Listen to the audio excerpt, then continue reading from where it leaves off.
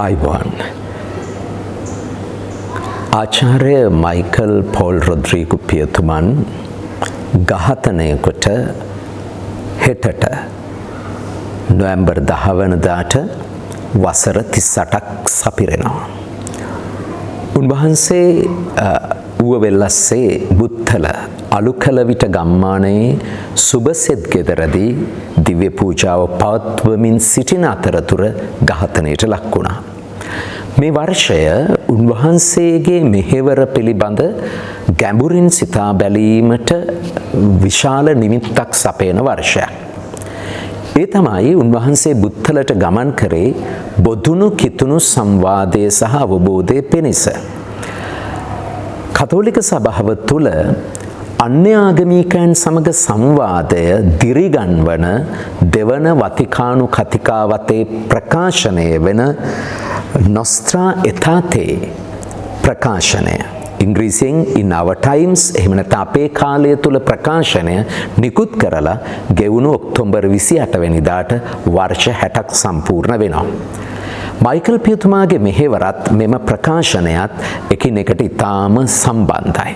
ශ්‍රී ලංකාව තුළ මේ ප්‍රකාශනය ඒ 60 වන සංවත්සරය ගැන ඒ දිනේ පසුනත් ගැඹුරු සංවාදයක් නොවන අවස්ථාවකත් ඒ වගේම මයිකල් පියතුමාගේ මෙහෙවර මේ දෘෂ්ටි කෝණය තුළ සැලකීම මගහැරී තිබෙන මොහොතකත් ඒ අඩුව සම්පූර්ණ කිරීම තමයි අපේ මෙම වීඩියෝ පටයේ අදහස වන්නේ. ඇත්තටම මයිකල් පෝල් රොඩ්රිගු පියතුමා එකම කතෝලිකයෙක්වත් නැති බුත්තල ප්‍රදේශයට යාම ඇතැම් කිතුණුවන් පුල පවා තිබුණේ නොසතුටක්. මොකක්ද මේ කරන්නේ? මේක තේරුමක් තියනවාද? ඒකද ක්‍රිස්තියානි වගකීම? නමුත් මා කැමති ඔබත් එක්ක බෙදා ගන්න මේ ප්‍රකාශනය එතෙක් අන්‍ය ආගම් මිත්‍යා දෘෂ්ටීන් ලෙස සලකපු සමහර විට බෞද්ධ පෙරහැරක් පවා බැලීම පාපයක් ලෙස අපේ මුතුන් මිත්තන්ට ආච්චිලා සීයලාට ඒත්තු ගැන්නූ සභාවේ අදහස සම්පූර්ණයෙන්ම වාගේ මේ ප්‍රකාශනය තුලින් වෙනසට ලක් වෙනවා. මේ ප්‍රකාශනයේ මෙහෙම කියනවා. කතෝලික සභාව මෙම ආගම්වල සත්‍ය හා ශුද්ධ වූ කිසිවක් ප්‍රතික්ෂේප නොකරයි.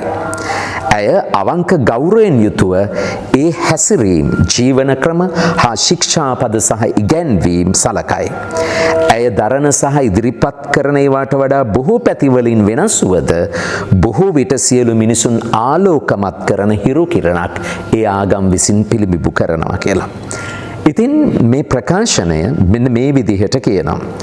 සභාව සිය දූපුතුන්ට අනුශාසනා කරන්නේ විචක්ෂණශීලීව ප්‍රේමයෙන් හා ක්‍රිස්තියානි ඇදහිල්ලට සාක්ෂි දරමින් වෙනත් ආගම්වල අනුගාමිකයින් සමග වන සංවාදය හා සහයෝගය තුලින් ඔවුන්ගේ යහපත් දේ ආධ්‍යාත්මික හා සදාචාරාත්මක මෙන්ම මිනිසුන් අතර දක්නට ලැබෙන සංස්කෘතික සමාජ වටිනාකම් හඳුනාගෙන කරුණු තුනක් කියනවා.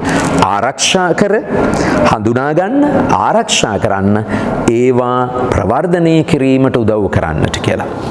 මයිකල් පෝල් රොඩ්රිගු පියතුමාගේ මෙහෙවර හඳුනා ගන්න බැරි වෙච්ච බොහෝ දෙනෙක් මෙන්න මේ ප්‍රකාශය නොදන්න අය නැත්නම් අමතක කරපු අය.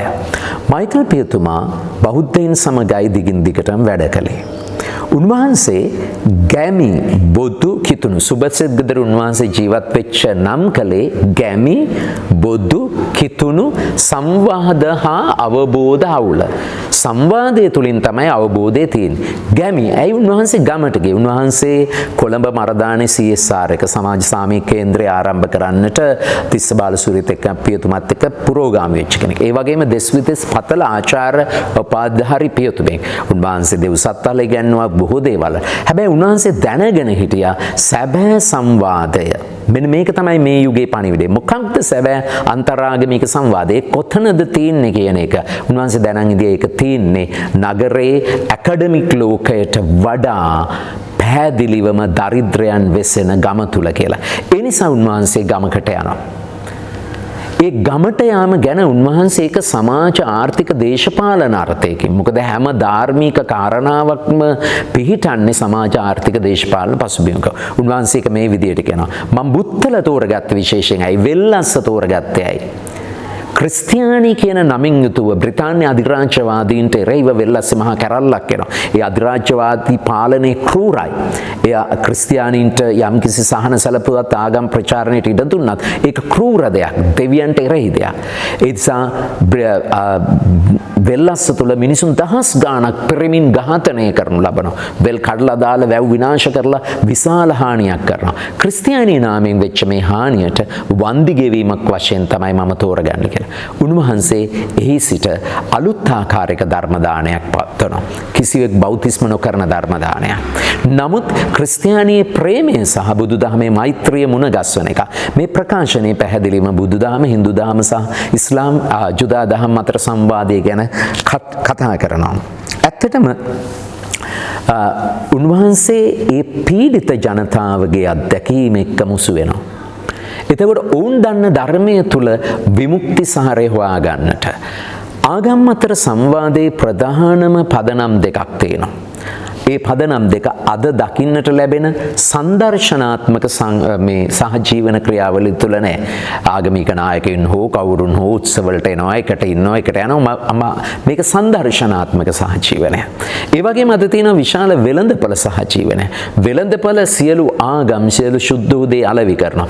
ඒ නිසා හැම දිනාටම හැම ආගමිකම සංස්කෘතික දේවල් අලෙවි කරන භාණ්ඩස්සේ හැම ආගමිකම දෙයක් මේ අනුගමනය කරන්න, එහෙම නැත්නම් ඒ උත්සවවලට විවිධ දේ කරන්න වෙළඳපොළ ගේන සහජීවනයකුත් තියෙනවා. නමුත් සැබෑ ආගම් අතර සහජීවනයේ ප්‍රධාන කරුණු දෙකයි. එකක් තමයි ඒ ආගම් තුල තියෙන විමුක්ති හරය මතු කර ගැනීම සඳහා වන සංවාද. ඒ නිසා මයිකල් පියතුමා ඔවුන්ට උදව් කරනවා. ඔවුන්ගේ ධර්මයේ තුලම තියෙන විමුක්ති හරය මතු කරගන්න. ආසියාවේ දරුවනේ මේකද තෙවැනි සිල්පදය. මෙතරම් විශාල ප්‍රමාණයක් ගණිකාවන් ආසියාව තුළ, බෞද්ධ නගර තුළ, ඒ කියන්නේ ඒ තේවල් තුළ ඉන්නකොට ඒ රටවල් වල අපේ රටේ තතර උහාන එක මුසාවාදේ අපි අලුතෙන් අර්ථකථනය කරගන්නේ කොහොමද කියන. එතකොට ඔවුන්ගේ ධර්මයේ විමුක්ති හරයන් පිළිබඳව මතු කර ගැනීම තමයි මේ සංවාදේ ඊටාම වැදගත්. දෙවෙනි එක තමයි ඒ විමුක්ති හරය ජීවිත අත්දැකීමක් කරගන්න. ජනතාව පෙළෙන දේවල් වලින් විමුක්තිය අත්කරගන්න අරගලයක් මිනිස්සු කරනවා පීඩිත ජනතාව. ඒ අරගලය සමග බද්ධ වෙලා නැත්නම් ඒ විමුක්ති හරය එතන සංවාදයක් නැහැ. උන්වහන්සේ මේ කාරණා දෙක ඉතාම හොඳින් උන්වහන්සේගේ බුත්තල කරපු සාක්ෂි දැරීම තුල සිද්ධ කරනවා. මේක ඉතාම වැදගත්. එතකොට අපේ කාලය තුල මේ ප්‍රකාශනය අපේ කාලය තුල in our times. එතකොට මේ අපේ කාලය තුල සිද්ධ වෙච්ච දේවල් උන්වහන්සේ ජීවත් වෙච්ච 1980 සහ 87 දක්වා උන්වහන්සේ ජීවත් වෙච්ච කාලය තුල සිද්ධ වෙන කාලයේ සලකුණු තුල උන්වහන්සේ ජනතාව එක්ක මේ විමුක්ති හරය හොයනවා. එතකොට 80 වැඩ වර්ජනයේ බලපෑම, ඊට පස්සේ ඇතිවෙන්නා වූ උතුරේ දකුණෙත් ඇතිවෙන සිදුවීම්, යාපනයේ ඇතිවෙන දේවල්, ප්‍රචණ්ඩ ක්‍රියා, ඊට පස්සේ පුස්තකාලයේ ගිනි තැබීම, 83 කළු ජූලිය, ඒවලදී උන්වහන්සේ තරුණයින් උතුරේ දකුණෙත් තරුණයින් අවිගැනීම වෙත යද්දී උන්වහන්සේ කියන්නේ ඒක කනගාටුදායකයි, ඒක අපිට වේදනාකාරී, මැරෙන හැම කෙනෙක්ම වින්දිතෙක් ගැනම අපිට බෝම්බ තියලා හරි වෙඩි තියලා හරි කනගාටුවක් තියෙනවා. නමුත් අපි ගැඹුරින් හොයන්නට ඕන ඔවුන්ව එතනට පත් කරන, අවිගැනීම වෙත පත් කරන ඇත්ත ප්‍රචණ්ඩත්වය කොහෙද තියෙන්නේ කියන එක. ඉතින් අන්න ඒ විදිහට කාලේ සලකුණු තුල උන්වහන්සේ අවදි වෙනවා. ඒතර ගමේ තරුණයින්ට ඇති වෙන භීෂණ සමයේ දේවල් එක්ක උන්වහන්සේ අවදි වෙන ඒකට හඬ නගනවා. ඒකම වෙල්ලස්ස නැවත බ්‍රිතාන්‍ය අධිරාජ්‍යවාදීන් නෙමේ වර්තමාන නව අධිරාජ්‍යවාදීන්ගේ සංවර්ධන යුද්ධය අක්කර දහස් ගණන් වෙල් කුඹුරු බහුජාතික සමාගම් වලට පවරලා දීලා ගොවීන් අඳ ගොවීන් බවට පත් වෙද්දී වගේම පරිසරය දැවැන්ත ලෙස විනාශ වෙද්දී උන්වහන්සේ ඒ පිළිබඳව හඬ නගනවා. තරුණයින් අතුරුදහන් වෙද්දී උන්වහන්සේ පිළිබඳව හඬනගන. මෙන්න මේ පසුබිම තුල තමයි උන්වහන්සේ දිව්‍ය පූජාව පවත්වන අතර ඝාතනයට වෙන්නේ. එතකොට දිගට මරණ තර්ජන එල්ල වෙද්දී උන්වහන්සේ ඉඳපු සංඝය එක්ක යාච්ඡා කරන දිව්‍ය පූජාවේ අපි තව දුරටත් මෙහි ඉන්නවද? අපි යන්න ඕනද? මොකද බොහෝ දෙනෙක් කියනවා අතෑරලා දාලා එන්න කොළඹට විදේශගත වෙන්න උන්වහන්සේට එවැනි ඕනතරම් අවස්ථා තියෙනවා. නමුත් උන්වහන්සේ දකින පලා යාම බැටළුවන් මිනිසුන් දාලා පලා යාම දෙවියන්ගේ කැමැත්ත නෙමෙයි කියන දේ තේරුම් ගන්න මොහොතක තමයි උන්වහන්සේට වෙඩි තබා ඝාතනය කරන්නේ. එතකොට වර්තමානයේ කිතුණුවන් කිතුණු නොවන 1980ට වඩා මේ සහජීවනයේ පිළිබඳව කතාව අද ජනප්‍රිය මාතෘකාවක්. නමුත් මේ 80 දශකයේ මයිකල් පියතුමන්ලා පෙන්නපු නිදර්ශනීය සම්නිදර්ශනය ඇත්ත සංවාදයේ කොතනද තියෙන්නේ? ඇත්ත සංවාදයේ කොහෙද වෙන්නට ඕන? ඒවා දැවැන්ත මිලියන් ගණන් ව්‍යාපෘති ලෙස සීතල කාමරවල විශාල තරුපයේ හෝටල්වල දැවැන්ත මුදල් එක්ක සිද්ධ වෙන සංදර්ශනාත්මක සහජීවනයද ඇත්ත සහජීවනය කියන එක. ආගම් අතර සංවාදයේ කුමක්ද කියන එක ගැන මයිකල් පියතුමා ඊටාම ගැඹුරු දෙයක් කියනවා. ඉතින් ඒ සංවාදය නියමාකාරයෙන් යනකොට ඒක ලේසියෙන් අන් අයට ඉවසන්නට බෑ. ඒක අභියෝගාත්මකයි. ඒ නිසාම ප්‍රාණ පරිත්‍යාගී වෙන්න තරම් දෙයක් වර්තමානයේ වුණත් අද තියෙන මේ ප්‍රකාශනය කියන මුස්ලිම් ක්‍රිස්තියානි සංවාදයේ වගේ දෙයක් ගැන යම් කරුණු ඉදිරිපත් කිරීම පවා ඊටාම නරක විදියට බලපාන අත්දැකීම් අපි උනත් දකිනවා. එය තේරුම් ගන්නට බැරි කමක් තියෙනවා. මයිකල් රොඩ්රිගස් පියතුමා විශාල නොතේරුම් ගැනීමකට මුහුණ දුන්නා. උන්වහන්සේ සාමාන්‍ය ගැමියෙක් ලෙස සැරසී සිටමින් මේ කටයුත්තේ නිරතුරුවනේ. එතකොට විවිධ අය හැව්වේ විවිධ දේවල්. කෝ පූජක ඇඳුම කෝ දේවල් වගේ. නමුත් ඔවුන් අමතක කරනවා ජේසුස් වහන්සේ මහ පූජකයා වුණ හිතන පූජක ඇඳුමෙන් නෙමෙයි නිර්වතින් කුරුසයන ගැසුණු කෙනෙක් කියලා.